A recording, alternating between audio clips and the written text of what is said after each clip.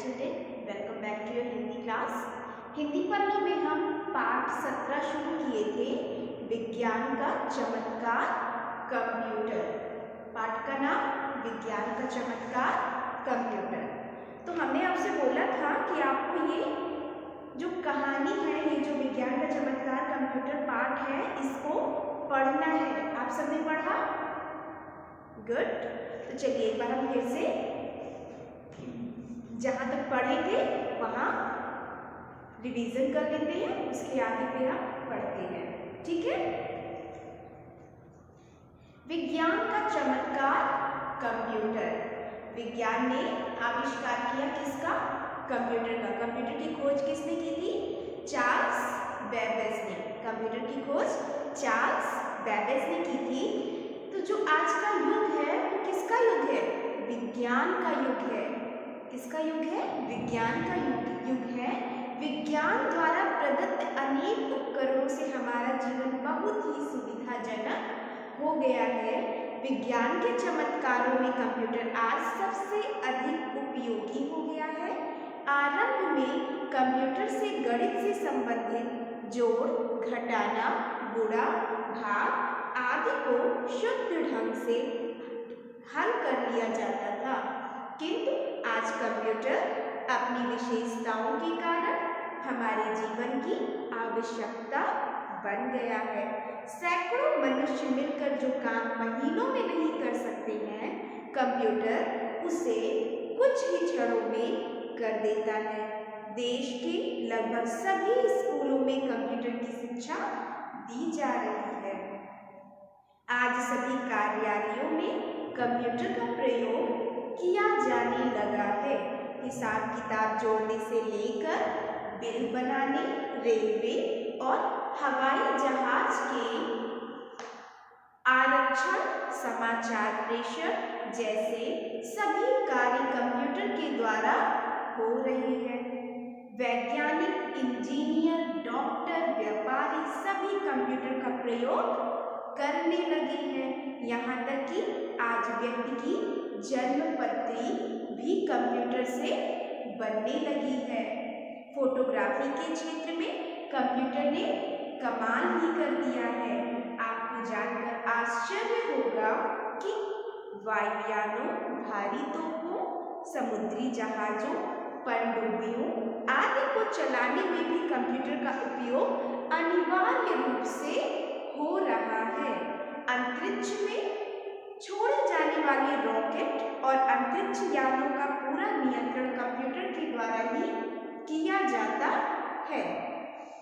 यहाँ तक हम लोगों ने पढ़ लिया है ना? आज हम इससे आगे पढ़ेंगे। इंटरनेट की खोज ने कंप्यूटर की दुनिया को और महत्वपूर्ण बना दिया है। पहले तो किसकी खोज हुई?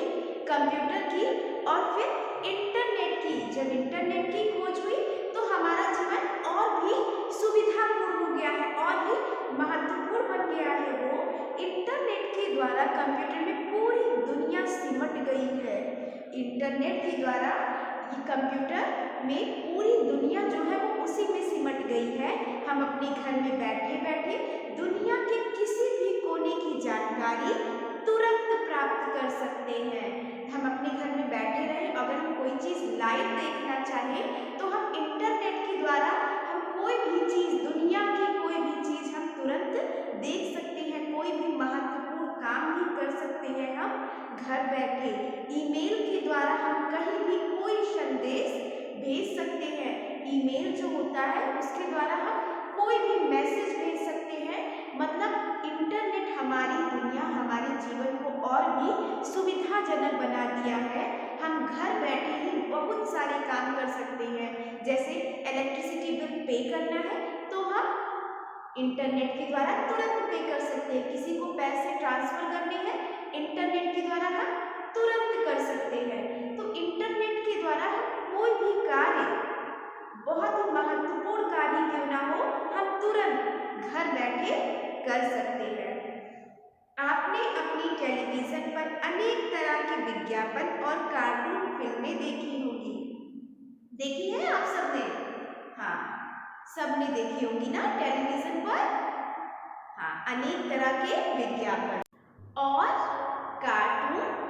देखी होंगी, ये विज्ञापन और कार्टून फिल्में कंप्यूटर की सहायता से ही बनाई जाती है। ये जो विज्ञापन होता है, जो भी प्रचार होता है, जो भी ऐड होता है और जो कार्टून फिल्में होती है वो एनिमेटेड की जाती है। किसके द्वारा एनिमेटेड की जाती है? कंप्यूटर के द्वारा। कंप्यूटर के द्वारा ही ये सारी चीजें बनाई जाती हैं, चाहे वो कोई प्रचार हो या फिर कोई कार्टून फिल्में हो। ठीक है, ये विज्ञापन और कार्टून फिल्में कंप्यूटर की सहायता से ही बनाई जाती हैं। आपने जुरासिक पार्क फिल्म देखी होगी, देखी है आप सबने? अगर नहीं देखी है तो आप देख लो, वो भी एक कार्टून है।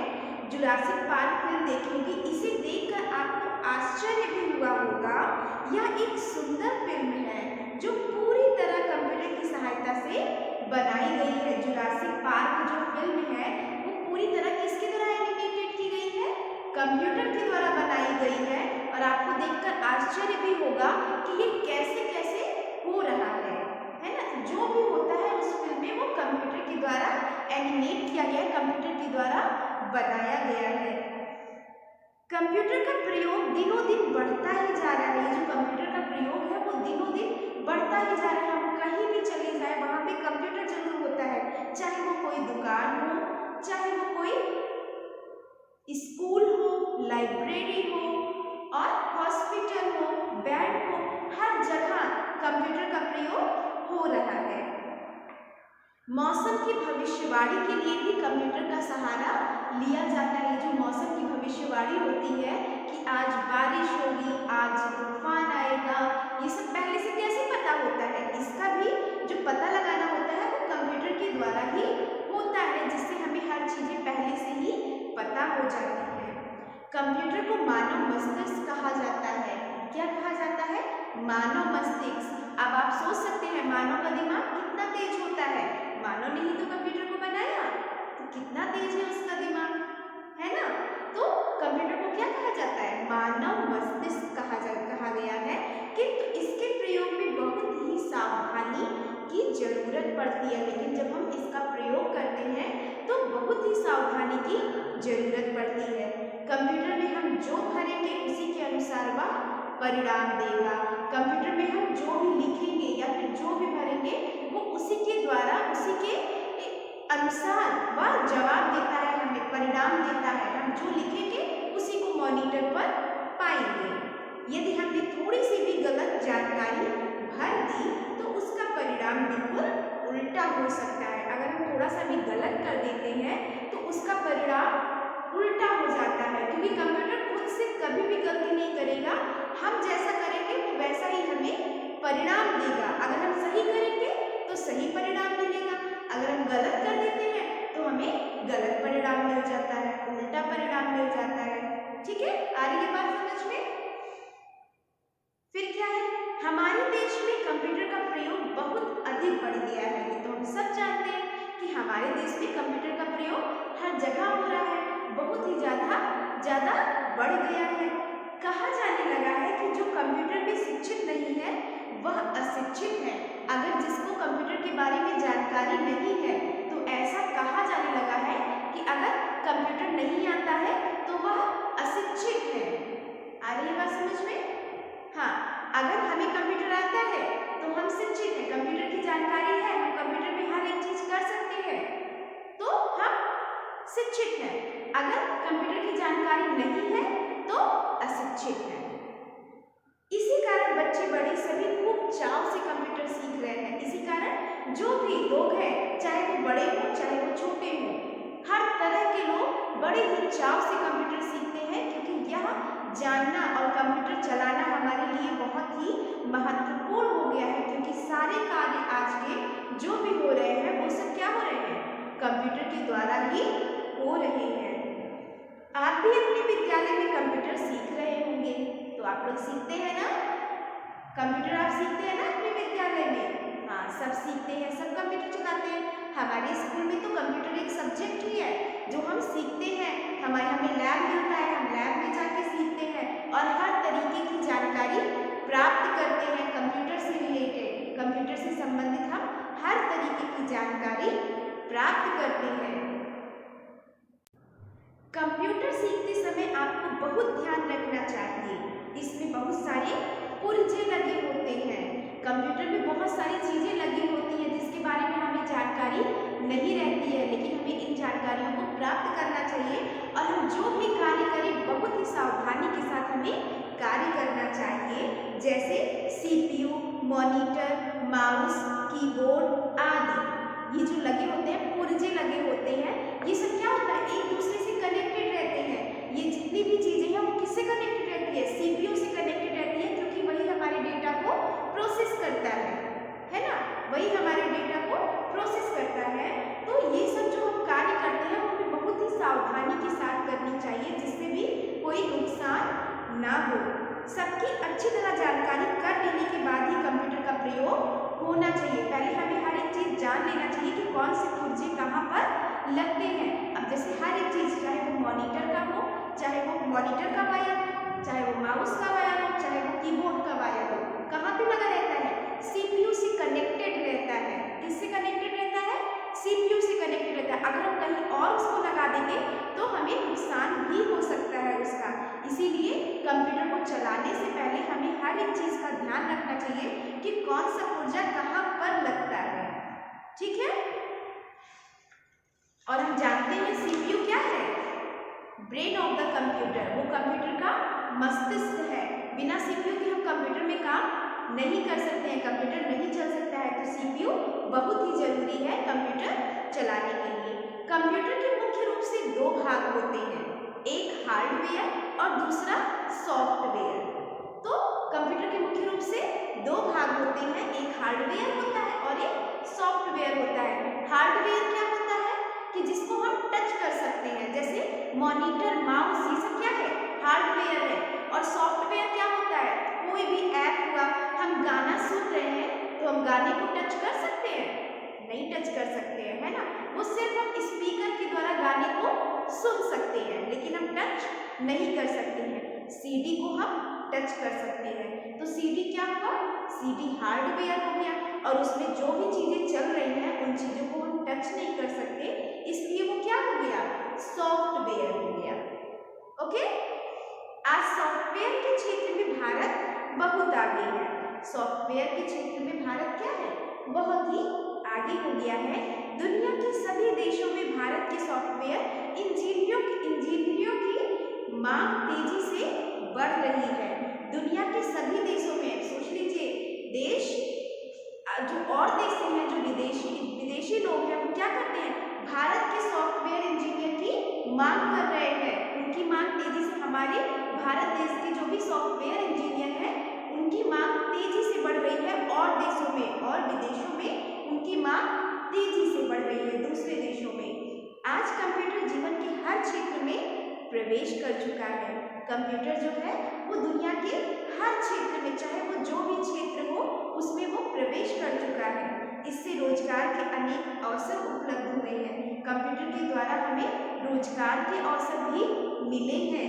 लोग अपने घरों में भी कंप्यूटर रखने लगे हैं। वास्तव में आज कंप्यूटर हमारे जीवन का अंग बन गया है। क्यों अंग बन गया है, क्योंकि कोई भी क्षेत्र हो वहाँ कंप्यूटर की आवश्यकता जरूर होती है। इसीलिए हमें कंप्यूटर सीखना बहुत ही जरूरी हो गया है, क्योंकि आजकल कंप्यूटर अगर नहीं पढ़े हैं तो उनको क्या माना जाता है, अशिक्षित माना जाता है। उनको क्या माना जाता है, एजुकेटेड नहीं है। और वही चीज हमें कंप्यूटर की जानकारी प्राप्त हो जाती है तो हम शिक्षित माने जाते हैं। इसीलिए हमें कंप्यूटर की जानकारी रखना अत्यंत आवश्यक है, क्योंकि ये हमारे जीवन का एक अंग बन चुका है, इस आधुनिक जीवन का एक अंग बन चुका है। कोई भी कार्य वो कंप्यूटर के बिना नहीं हो सकता है। वैज्ञानिक आविष्कार हमारे जीवन को सुविधाजनक बनाते हैं। हमें वैज्ञानिकों से प्रेरणा लेनी चाहिए। ये आपके लिए एक पाठ है, एक शिक्षा है कि हमें वैज्ञानिक जो है वो क्या करते हैं, आविष्कार करते हैं। आविष्कार के द्वारा ही वो हमारे जीवन को अत्यंत सुविधाजनक बनाते हैं। वैज्ञानिक जो आविष्कार करते हैं उनके द्वारा ही हमारा जीवन आसान बन जाता है, सुविधाजनक हो जाता है। तो हमें भी उनसे प्रेरणा लेनी चाहिए और जैसे वो आविष्कार करते हैं वैसे ही हमें भी कुछ ना कुछ आविष्कार करके हमें अपना जीवन और लोगों का, दूसरे लोगों का भी जीवन आसान बनाना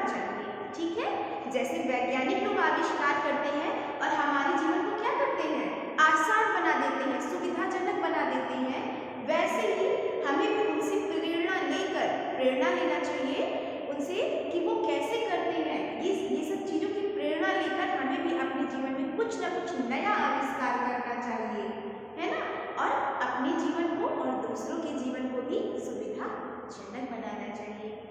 ठीक है, आगे बात समझ में।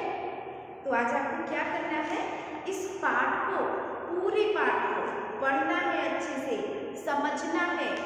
ठीक है, फिर एक बार फिर से हम इस पाठ को रिवीजन करेंगे, पुनरावृत्ति करेंगे, क्योंकि यह पाठ बहुत ही आवश्यक है। ठीक है, हमें कंप्यूटर के बारे में जानकारी लेना बहुत ही जरूरी है, क्योंकि हमने अभी पढ़ा कि जो कंप्यूटर नहीं पढ़ते हैं वो क्या होते हैं, अशिक्षित होते हैं। इसीलिए आजकल चाहे वो बड़े हो चाहे वो छोटे हो, वो बहुत ही चाव के साथ कंप्यूटर को पढ़ते हैं, क्योंकि इसकी जानकारी लेना बहुत ही आवश्यक है। तो चलिए आप इसको पढ़िए शुरू से लेकर पेज नंबर 89 से 89, 90, 91 और 92 पर जो दिया है वो आप अपनी बुक से पढ़ेंगे। ठीक है, सब पढ़ेंगे ना, बुक से पढ़िए, शब्दार्थ को एक बार फिर से रिवीजन कर लीजिए, फिर हम अगली क्लास में इसको दोहराएंगे, फिर हम क्लास करेंगे। ओके।